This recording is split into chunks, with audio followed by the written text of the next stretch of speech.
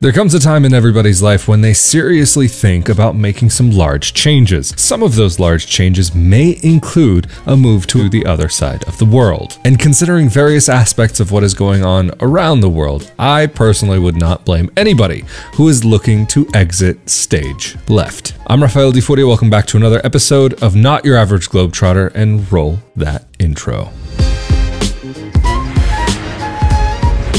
This week's episode is a little bit of a follow-up to last week's episode, so if you haven't seen that yet, you can watch them separately, but I think it might give you a little bit more context as to what I'm going to be getting into this week. But just like last week, I'm not here to get into politics, talk about current events. If you're wanting to jump into those topics, there are plenty of resources that you can find. This is not going to be one of them. This episode is to talk about what are some of the things that, if you've never moved abroad before and you're thinking about what are all the things that you have to have in mind to get going to pack up and go, this is going to be your short list of initial things to consider. For each and every individual and family or couple or whatever, there are going to be different considerations that you may have to take into account that might not apply to someone else and might not be mentioned in this episode. This is just a very generalized look at what may be necessary. And starting in no particular order, let's talk about language, because so many episodes of Not Your Average Globetrotter have started off with linguistic needs. The first thing to consider: if you are seriously thinking of packing up and going to another country, what is the language, or what are the languages that you speak? If you speak, say, Spanish or English or Turkish or maybe Georgian, Guarani, whatever it could be, that aspect alone can very much help you make a decision as to where may be optimal to move to. But looking back at last week's video, of course, that optimal place based on linguistics might not necessarily match up with a location that you might find to be maybe ideal from a safety perspective. So another thing that you can think about is going to be, what are the countries or locations that you have some sort of tie with? Where do you know people? Do you have connections to a certain place? Of course, this is talking about maybe from a social aspect, but you also have to consider the legal aspect, because just packing up and going, in most, if not all cases, the vast majority will say, is really not going to work out in your favor. Just to pack up, take a plane, land, and arrive, and think you're going to live someplace is not necessarily realistic. And for those of you who've watched Not Your Average Globetrotter for a while, you'll know what one of the biggest considerations, if not the biggest consideration, is. And that is your legal ability to remain in that location. Can you get dual citizenship? Or if you don't have an ancestral tie to that country, how long will it take you to get citizenship through residency? Is it a country that even allows for citizenship through residency? Can you become a citizen of that country? Or if you can become a citizen of that country, are you going to have to give up the citizenship of your home country, your birth country? If you're the type of person that's ready to give up and have everything gone, then that's one thing. I mean, there have actually been some rumors going around with a potential realistic possibility of the cost of renunciation going down to like what, $400 something. So for some people who may not have thought about renunciation before based on the price alone, this could make that aspect maybe a little bit more realistic and a little bit more doable. I'm not saying that you should or shouldn't give up your American citizenship. For some people, retaining your American citizenship makes perfect sense. But for other people, I think there are situations where maybe it doesn't actually make sense to keep your American citizenship. And of course, there's always the argument from many of those who think, oh, but what if you ever need, or if you think the opportunities that it gives you? There are many people who are American citizens, or what are sometimes called even accidental Americans, that have no real tie to the country other than maybe they have a parent from there, or maybe they were born there, but they haven't lived there for the majority of their life or a good enough period of time that they don't have a connection with the country. So definitely an understandable thing to do. And that's the other thing to think about, is if you are an American citizen thinking about moving abroad, how is that going to affect you logistically from a tax perspective, Social Security, all of the arrangements that you have to make in life for some of those things that, if you have been part of the system, you may actually need to take into consideration. So not only are we talking about like, how can you get citizenship though, but one really important aspect is how can you land legally? In some countries, depends on where in the world you are. Some countries might let you land with a tourist visa and figure out a way of converting that somehow into a residency visa. In a lot of Europe, that's not the case. But if you are seriously thinking about making a move abroad and you want to make sure that you can legally reside in the destination of your choice, that's the next thing that you really do have to think about is how can you not only enter the country legally, but remain in the country legally. Some countries you'll need an entry visa and then a residency permit to be able to stay there long term. Sometimes the visa is the thing that you just have for good. But from country to country, the requirements will change or can change immensely. So definitely do the research and figure out how you can actually go ahead and do that. And it's not like you can just get a visa, generally speaking. Sometimes you actually have to go through a process that can take months or longer. But there are some countries where you might be able to get lucky and it could take you weeks, but that's less common. And there are going to be things like, for example, if you're retired, many countries offer retirement visas. Now, some countries are offering digital nomad visas, or some countries that have announced digital nomad visas are still waiting for those to take place.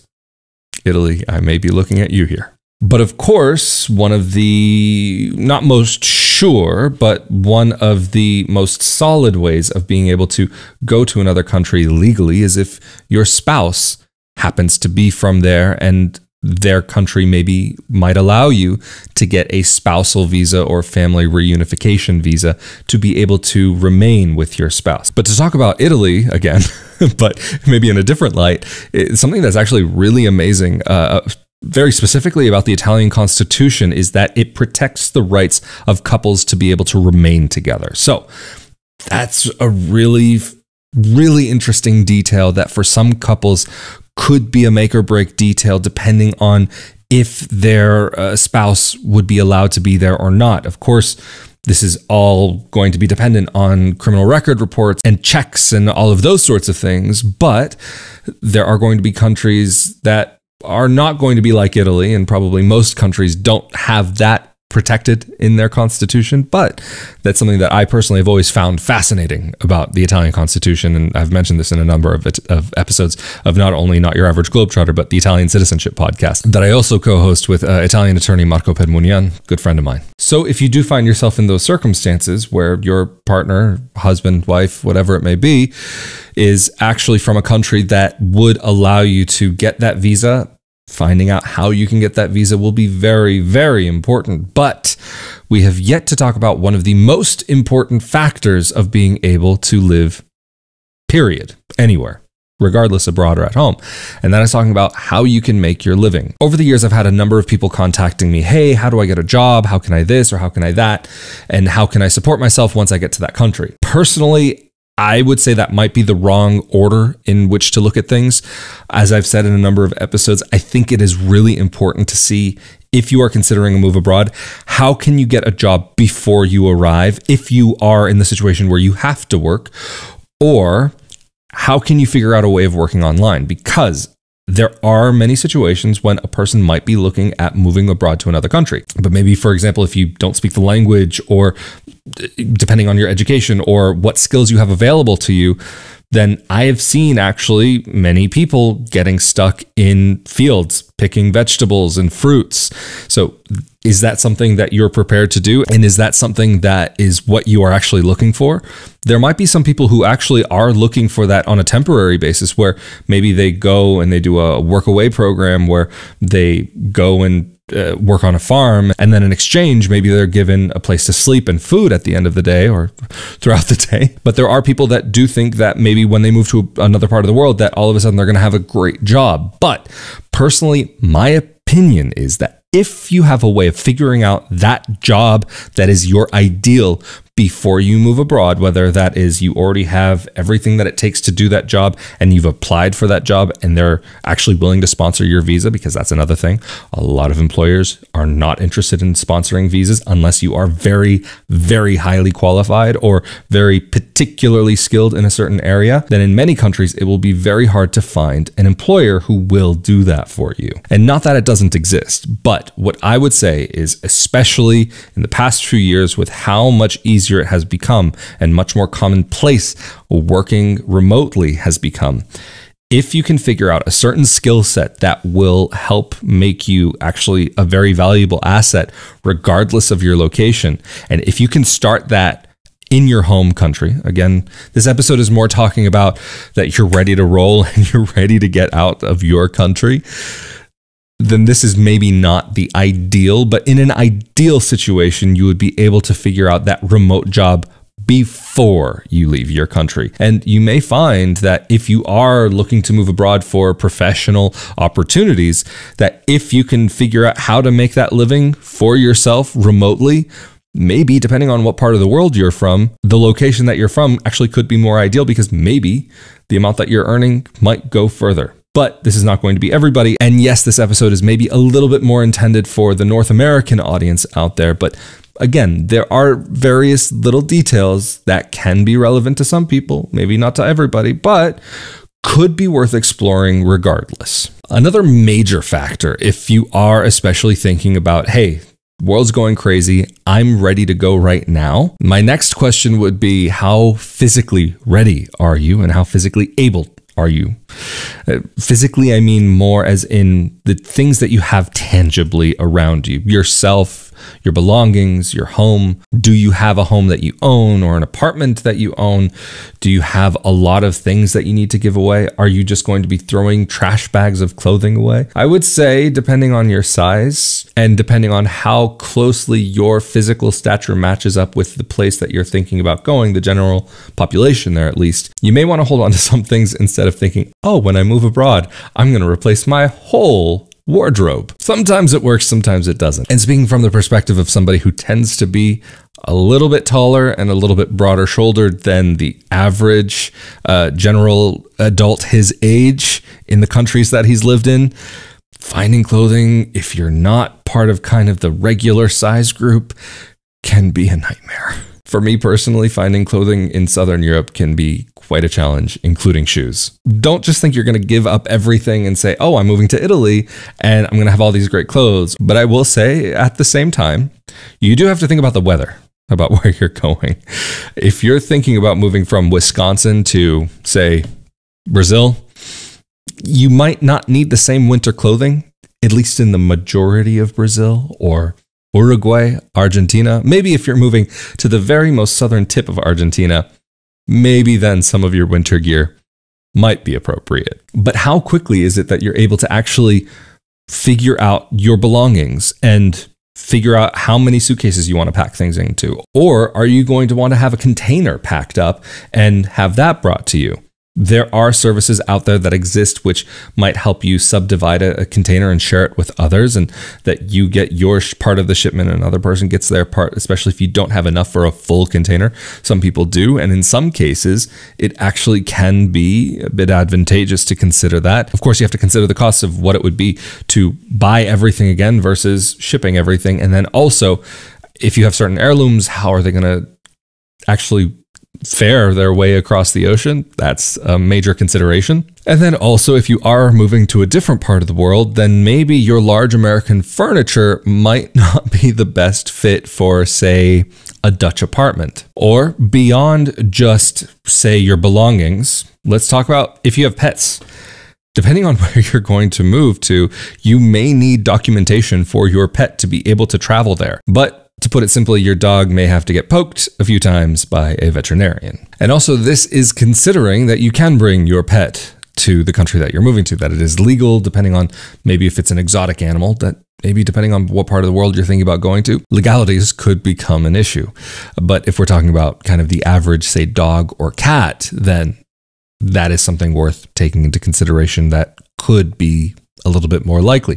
But of course, there are certain parts of the world where maybe having certain animals actually is not necessarily not frowned upon, but not quite seen the same way as you might in your home country. So of course, figuring out things like vets or certain aspects of healthcare for your pet taken care of in your destination could be a little bit different than what you may or may not be used to. Another major factor that many people don't take into consideration is the mental aspect.